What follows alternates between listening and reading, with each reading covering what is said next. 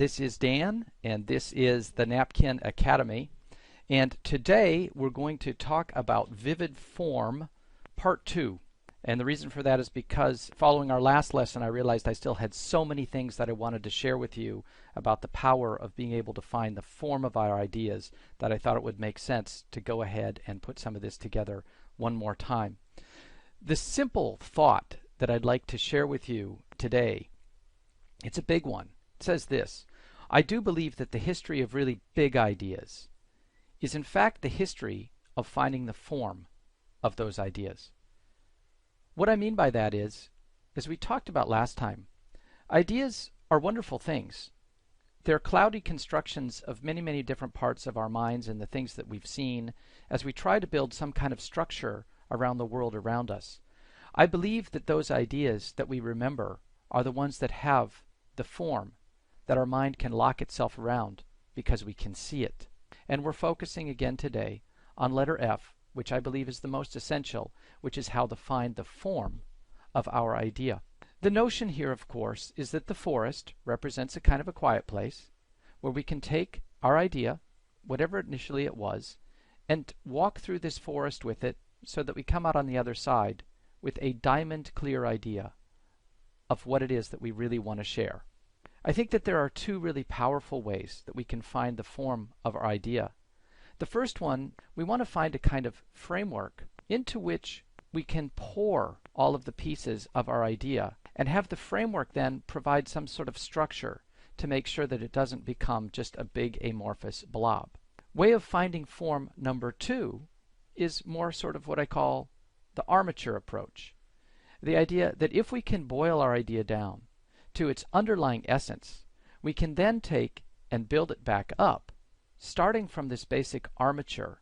Here are the essential parts of my idea, and then I can start to add meat back on the bones, and then I can add details, and I can take the essence of my idea and turn it into something that really does have form. And what I think we're going to do today is invert that process. So imagine turning that image completely around, because most of us have our ideas as something that already has lots and lots of details on it. And I think the critical part is to make sure that those ideas become memorable, is that we're going to walk through the process backwards. We're going to take away some of those details, and then we're going to get ourselves back to what is the underlying structural armature, the real underpinnings of what our idea is about. Because once we can find this, we can then draw it. And once we can draw it, we can work our way back through the process, adding all of the details. But this is the part that we know is incredibly effective. And what this means is, for all of you that are going to be with me on the call today, is this is going to be our most conceptual, and yet I believe really most revealing lesson yet. How do vague ideas take form? And then once an idea has form, how does it then take root in our mind? Because we're going to be doing some good thinking, I thought that we might want to start with one of the most famous forms out there, Rodin's sculpture, of course, of The Thinker. I've been doing a lot of thinking about the finding of form, and you're going to be doing a lot of thinking with me over the next 20 minutes.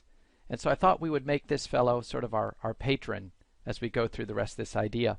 And I have to tell you a funny story, because last night as I was preparing this presentation, my daughter came by and she was carrying her whiteboard, and she said, "Dad, what are you working on?" She saw me with that picture of Rodin. And I said, "I'm going to be working on my webinar that I'll share with my associates tomorrow, and it's about how we think." And so the next thing I know is she had taken her whiteboard and she'd drawn her version of Rodin's The Thinker. And I have to tell you, yes, the pride of a father, but nevertheless, this is now my favorite drawing of all time. I think that my daughter has outdone even Auguste Rodin. So what we're going to do is we're going to continue, and we're going to start with our Rodin figure, and we're going to work our way around doing some thinking. Central idea. We're going to make a path around our thinker. We're going to start with big ideas, and we're going to work our way around our thinking in 5 steps.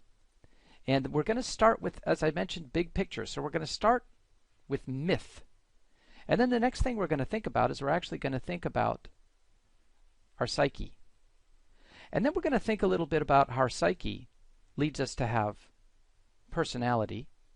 and how our personalities combine with our geography in order to give us culture, and how all of those things combined to give us a sense of the future. And so I told you this is highly conceptual, but I'm going to make it specific. Let's go ahead and start with this idea of myth. A few years ago, back in 1949, very interesting character, a guy named Joseph Campbell, wrote this book called The Hero with a Thousand Faces. And at the time, it didn't get a tremendous reception. Joseph Campbell was kind of an esoteric guy. He liked to study the history of myth around the world. And of course, he looked at everything from the Bible to the Torah to the Quran to the original writings of the Buddha's followers, to the Upanishads of India, through to ancient Egyptian myth, through the Greek myths of the Odyssey. He covered the entire world, and what he found was something really remarkable, that every myth seemed to share the same elements of how a story was told. And Joseph Campbell, at the time, called this the hero's journey, and that's why he wrote this book, The Hero with a Thousand Faces. The 1,000 different stories of humanity all seem to follow a very similar pathway. And in that book, on about page 22 in the introduction, was probably the most critical visual image that has come out regarding storytelling in history. And what Campbell discovered was that there is a circular path that goes, he originally drew it moving in this direction, that every one of these great myths, which he ended up calling the monomyth, because he was looking for the synthesis between all of the different myths, followed this same path. And it involved a common person living in the common world at point X, venturing into an uncommon world where they have a tremendous amount of struggle, and then coming back to the common world a changed person. And that this circle really did represent the underlying model of just about every myth that was out there. And had nothing great in history happened, Joseph Campbell's work probably would have been reserved just to academia and people who like to study myth. But in the year of 1977, something happened that blew that completely apart. And what happened, of course, was the movie Star Wars hit the movie theaters. And all of a sudden, what now became the most popular movie ever, the author of this movie and the director of this movie, George Lucas, said, "Oh, I was inspired by this book called The Hero of a Thousand Faces, written by Joseph Campbell." And all of a sudden, people throughout Hollywood and screenwriters and story writers everywhere said, what a magnificent tool as a way to think about how stories are created. Look how successfully a story can be told if you follow these lessons of the monomyth. And then a fella who was down in Hollywood at the time, working for Disney, doing some story analysis, a guy named Christopher Vogler, read all of this, and he said, I wonder if it's possible to map the hero's journey to the typical 3-act structure that movies follow. The first act, approximately 30 pages, introduces some characters and sets up a scene. The second act, 60 pages, makes things difficult. And the third act is where we get to resolution. So what Christopher Vogler was able to do, his big breakthrough, is he mapped in each of the steps of Joseph Campbell's hero's journey into the 3-act structure of plays and found that there was a 1-to-1 mapping. And then what Vogler did is he drew his picture. And here's Vogler's. He gave an additional layer of form to Joseph Campbell's underlying simple picture. And among other things, Vogler reversed the direction, thinking that culturally it made more sense for things to go clockwise, and that he drew a map. We're on a journey with our hero, and we have to cross a threshold that takes us from this ordinary world into a strange and new world. We travel through, adventures happen, and they bring us back.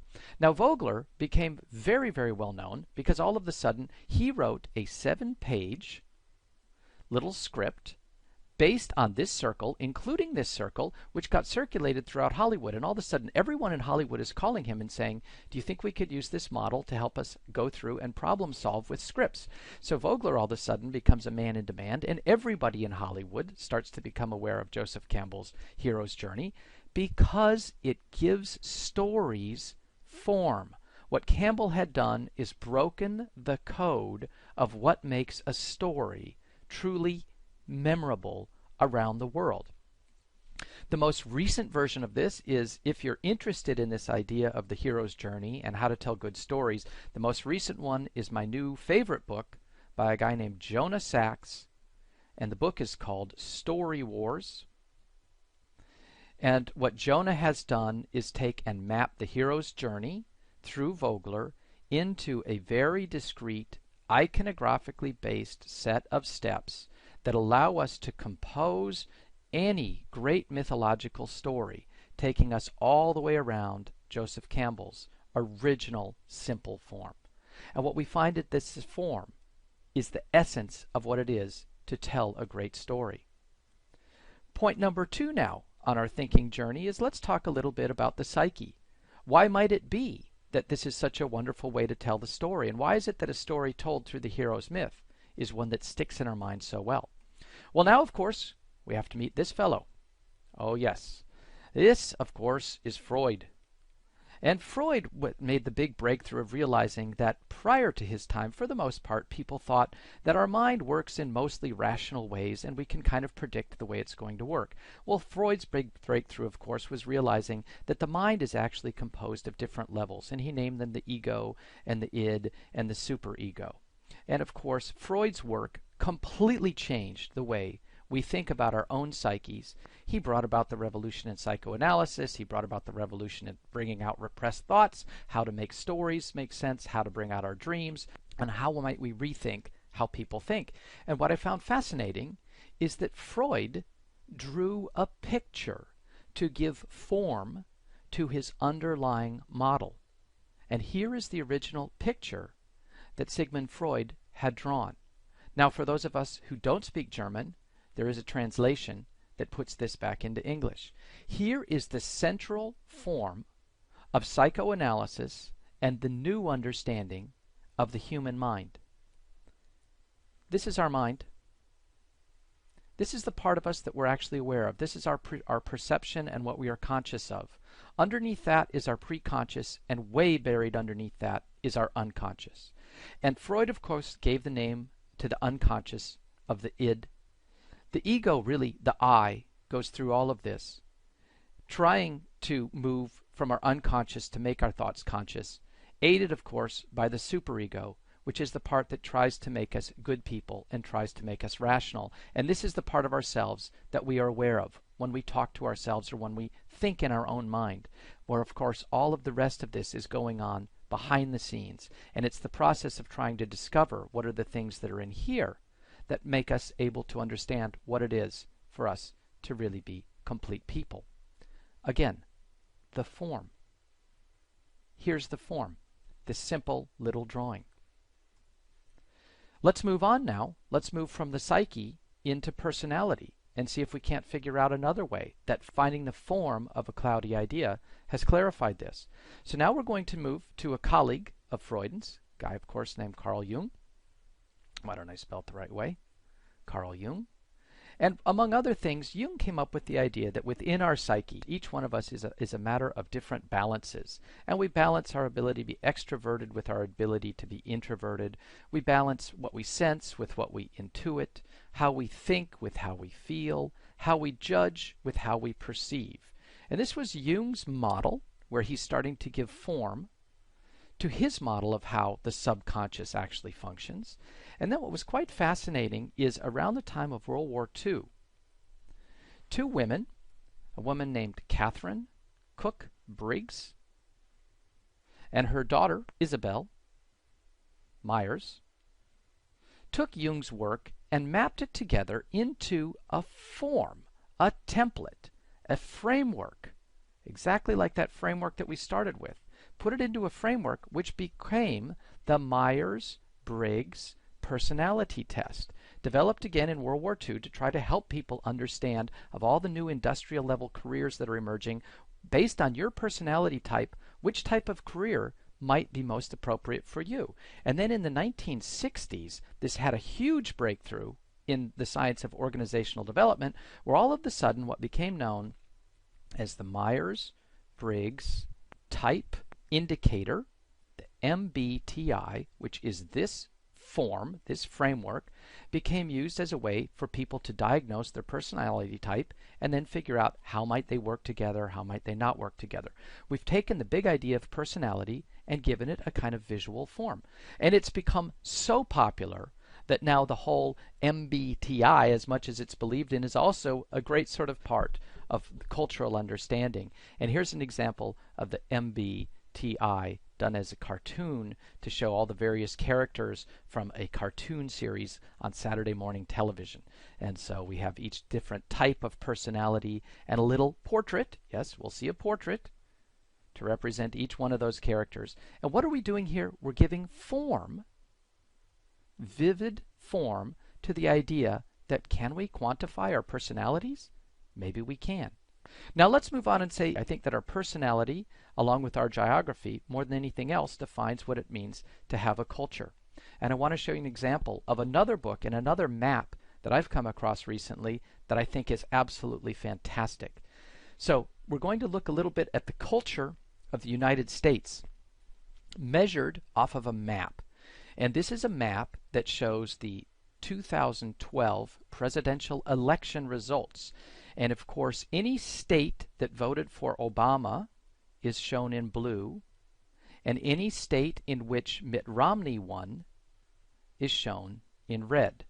And we can clearly see that the culture of the United States, in a very simplistic way, can be broken up into the reds and the blues. But you know what? It turns out that this is not a very good representation, because this doesn't really show us what culturally is going on. So let's break it down a little further into detail. Here's exactly the same map, but now shown on a county by county basis. Same idea. Blue counties are where Obama won. Red counties are where Mitt Romney won.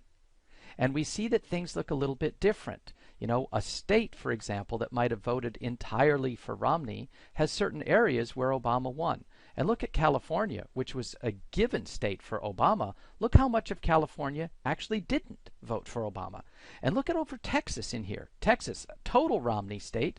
What's going on down here? What's this part down here where people voted for Obama?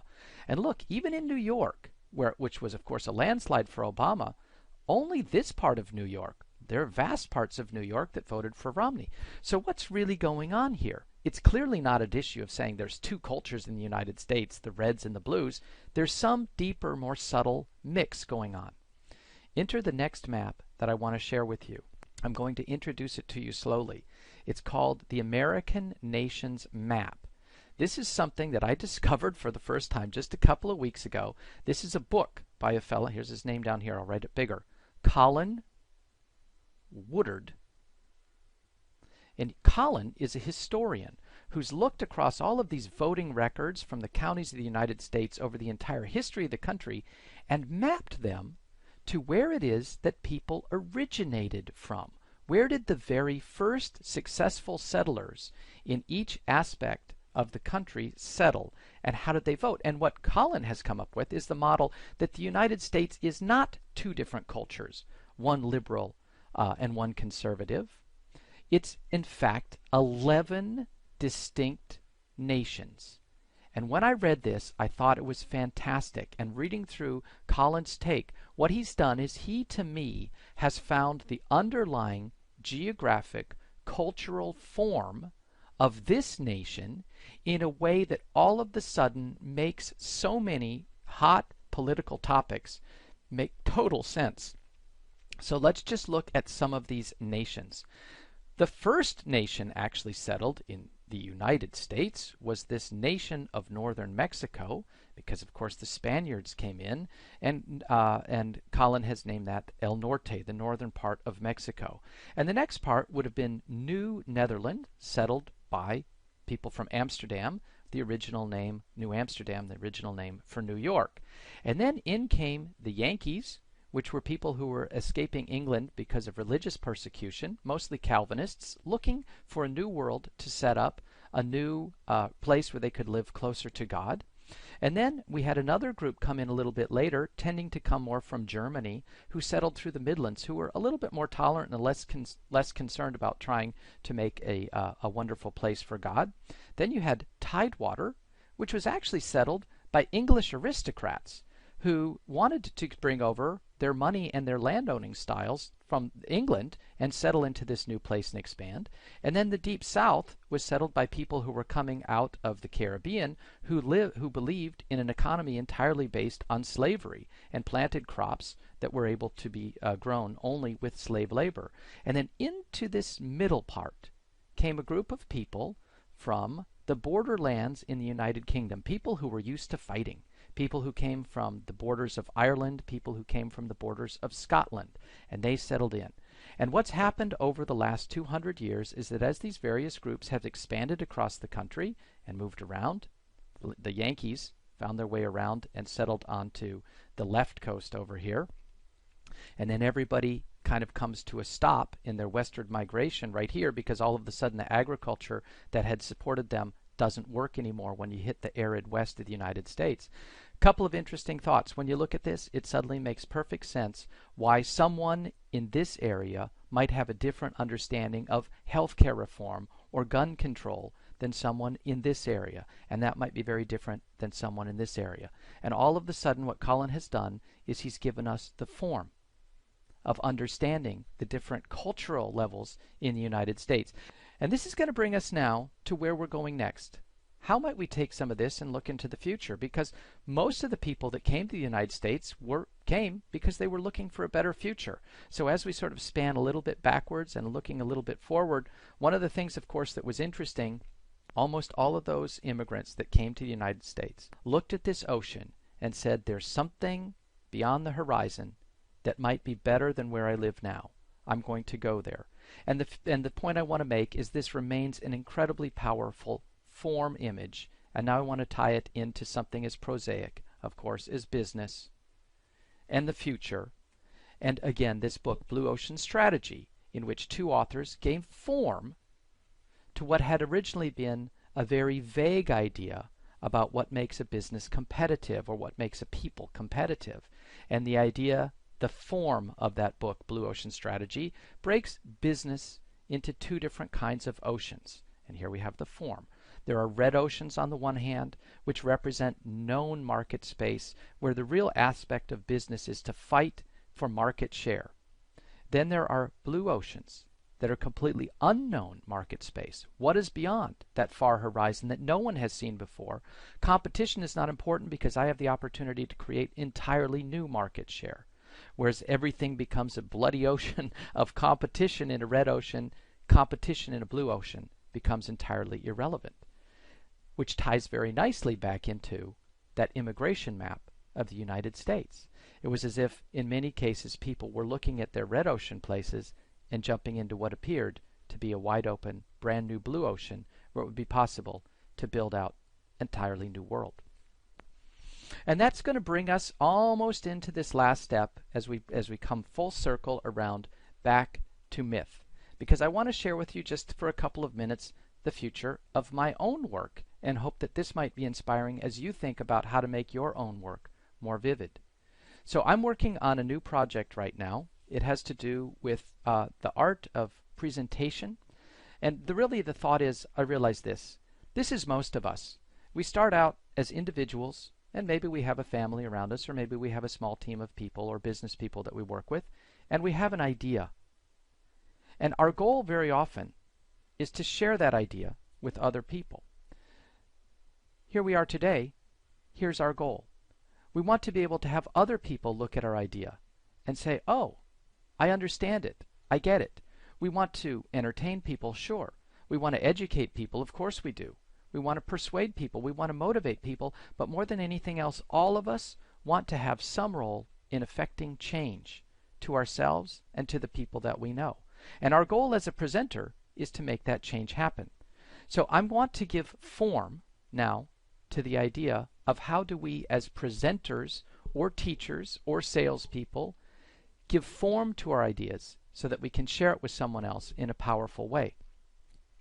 When we think about giving a presentation, we're really thinking about changing our audience in some way. And I think that there are three ways that we can help people change. We can help people change abilities, help them learn to do something new. We can help people change their actions. That is, we can get them to do something that they might not have been able to do before or might not wanted to do before. And then we can also change people's attitudes. We can get things that say, I used to think this way, now I think this way. So I think these are the three underlying ways that we as idea people and presenters can help to change others. And I think that there are three mechanisms, three underlying stories that we can use depending on that type of change. If we want to inform people and give people a new ability, I think the style that we want to use is that of a cookbook, where we're teaching people A, B, C, how to do something. I think if we want to persuade people, if we would like to get people to change their actions, perhaps buy something new, perhaps try something new, I think that the tool we want to use is what we're going to call the pitch, a sales pitch or an idea pitch. And then if we want to inspire people, because what we really want to do is change people's attitudes, get them to think a little bit differently about the world or perhaps think differently about themselves, I think the tool we use is something we're going to call the movie, which goes back to the power of all of those movies in Star Wars that we saw before. We've gone from presenting as a big cloudy idea to saying presenting is about doing one of three things, which gives us one of three potential tools to use. So what I'm working on now is applying form to each of those three. What is the storytelling form that each one of those three tools takes? So let's look and start with the cookbook, the idea of giving someone a new ability. I start here and I give you step A, and then step B, and we build on that with step C and step D up to the end, and you'll see what's happened is over that time someone's ability has changed, has gone from this level of ability up to this level of ability. And this is in fact exactly the model of the Napkin Academy. To teach in a sort of a cookbook fashion, step A, B, C, D, each one builds upon the next, and hopefully for all of you and for myself as well, as we go through the entire Napkin Academy, we are increasing our ability to be good, clear thinkers and visual thinkers. Well, what about the pitch? What if my idea was to try to get someone to try something new? I think the storyline's very different. We start here and we say, hey, you know what? We're on the same page. You and I have a lot in common. And one of the things we have in common is, oh, we have this hurdle out here in front of us, this problem that we share. You know what? I think I have a way over that hurdle. Let me show you what it is and see if I can't convince you to join me. And if we've done this right, by the time we're done, you had a way of acting. And by the time we're done, you have a new way of acting. Because the pitch, getting over that hurdle, has brought us together with some options on how might we take a new type of action. And the big one, if we want to help people change their underlying attitudes, really what is it that people think about the world around them and think about themselves? Now we take a very different storyline, and this is drawn directly from the hero's myth. And it says this: we all start here, and we're just regular people, living a regular life, and we've got some level of happiness. But all of a sudden, for various reasons, we go into a darker, scarier place. And then we have to struggle, and we have to go through turmoil. And as we do that, we learn, and we fight, and we come out on the other side, and we achieve some kind of greatness. And we've actually changed our attitude about the world, but most importantly, about ourselves. So what I've been trying to do with this is find the underlying form of what makes a presentation powerful, what makes a presentation extraordinary, to take the viewer from this point to a higher point in a different set of steps depending on what our objective, ours and our audience's objective is. I'd like to leave you with this thought. If we can find the form of our idea, we're thinking about a lot of different things. Do we need a framework to put it in? Can we find some kind of armature that becomes the underpinning of it? One is the framework allows us to pour our ideas in and be able to look at them individually and clearly. The armature says we've got a structure on which we can add the rest of our ideas, but the underlying structure we know to be good. If we can find that form, and in particular, of course, if we can make it visual, if we can make it visceral, if we can make it visible, find that form, and we've found our ideas. I want to leave you with that thought. Homework. This is the best stuff I've got out here, finding form. It is both the most conceptual work of everything we're going to find in the Napkin Academy, but I think it is the kind of work that moves us the furthest along. I'd really like you to practice doing some form homework. Pretty simple. Same as last time. Find a favorite passage in a book. Something that you know, something that you love, or perhaps something that's confused you. You'd like it to be clear, but it's not. Use our tools. Use the Vivid Grammar Graph, which is, of course, just a framework. Or use the 6x6, which is, of course, a kind of an armature, another framework, to find the form of your idea and draw a picture of that form. Hey, thank you all for another great lesson. This is Dan signing off from the Napkin Academy, but don't go away. Now on our new platform, you can still submit your homework. Debbie, our community manager, is going to join you right now to show you exactly how to do that, and I really encourage you, do your homework. Okay, take it away, Debbie. See you soon. We hope you enjoyed this Napkin Academy classic video. We've made it easier than ever to share your homework. After you've completed your homework and have a JPEG or PNG file saved on your computer, come back to this course. Once you're back here, scroll to the bottom of the screen, and in the comments box, you can add a comment. I'm just going to call this one My Homework. You can also add images by clicking on the Insert Edit Image button here. In the source box, click on the file. In the Images window, click on Upload, and then click on Add Files. This is going to take you to your computer where you can search for your images. I'm just going to search for mine in Pictures, and I'm going to choose this image here. You can also add multiple images here. Click Upload. After the upload is complete, click Close. Then scroll down, and you'll see that the last image is here, and it's checked. This is the one we just uploaded. Click Insert. I suggest in the Dimensions box you change the maximum to 1200 pixels and leave the Constrained Proportions box checked. You can also add an image description here if you'd like. Click OK. You'll see that your image has been added to your comment. And now the last step, the most important one, make sure that you click the green comment button here to upload your homework to the Napkin Academy. We hope to see your homework soon.